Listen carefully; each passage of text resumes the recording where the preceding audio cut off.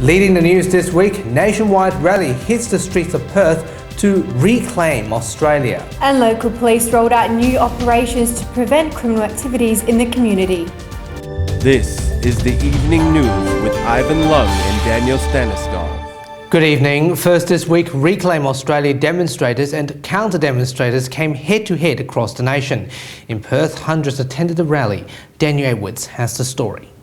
The emotions were running high at Solidarity Park on Saturday as the numbers of demonstrators increased in both protest groups. Police used horses to prevent demonstrators from clashing with each other.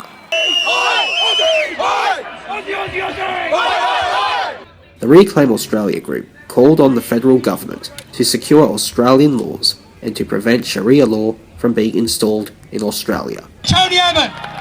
He says Australians are happy with halal certification. Tony, if you're listening, mate, halal certification is part of Sharia law. Counter-protest group, No Room for Racism, called for equality and social tolerance of all cultures in Australia. They also criticised the Reclaim Australia group for blaming everything on Islamic culture. The real problems we face is the austerity, is the attack on jobs, the attack on housing and the conditions that we face. And they're trying to divide ordinary people by using this organisation to say it's all the fault of Muslims. The protests were also held in other major Australian cities.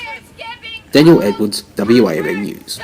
Throughout this month, police will be taking a down-to-earth approach to deter criminal activities by increasing patrol numbers in suburban shopping malls. Both Metro and Regional Police will be participating in Operation Gold Plate and Operation Dodo, reassuring the safety of shoppers and business owners. WA Police are stepping up their presence in suburban shopping centres throughout April to reassure shoppers and businesses and to deter mostly juvenile offenders. Historically, there's been a higher volume of crime committed during school holidays, which is why they've just launched the operations as Easter school holidays commence. The key strategies, I suppose, for the operation is to get local police to engage with the community, the retailers and the shopping centre management to try and make the shopping precincts more safe.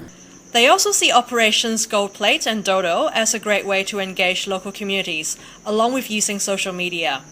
If there's issues or things appear from time to time, we really encourage them to make contact with their local police, and we'll be certainly on the front foot to police those who are doing the wrong thing. Helene Fung, WAMN News.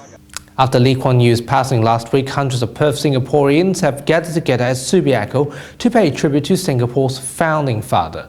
During the ceremony, distinguished guests shared their feelings towards Mr. Lee's passing. The crowd later sang Singapore's national anthem and stood for 1 minute in silence as a sign of respect and remembrance. In essence, he single-handedly kept with his vision, and like I said in my speech, a rare trait for a person to be very focused, dream the impossible and try to achieve it as to the best that they could. WA Police's strike force Vulcan have led to 53 bushfire arson-related arrests, up significantly from 8 and 33 in the past 2 seasons. 42 people out of the 53 arrests were charged. 36 of the offenders are juveniles. Parents are being urged to explain to their children that lighting bushfires is a crime and often cannot be contained or controlled, with potentially catastrophic consequences. It might sound like an April Fool's Day joke, but it's true. Hong Kong's oldest free-to-air television station ATV's license will not be renewed by the government after broadcasting for 58 years. The station has been struggling financially after shareholders refused to fund the network. ATV's executive director Ip Kapil said a major announcement will be made after the Easter break, while the minister defended the government's decision.